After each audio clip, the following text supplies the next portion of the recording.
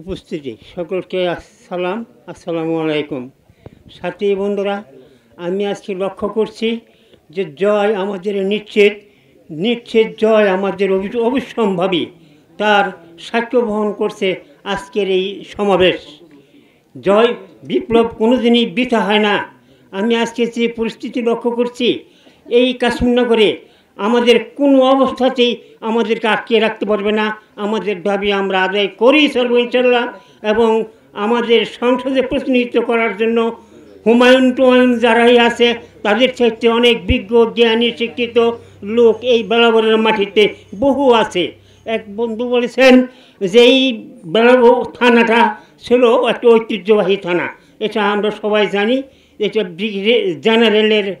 জেনারেলের তৈরি থানা না, জেনারেল সাহেব এই থানাটা প্রতিষ্ঠা করে মাহমুদ হাসানের এই সৃষ্টি বেলাবর থানা।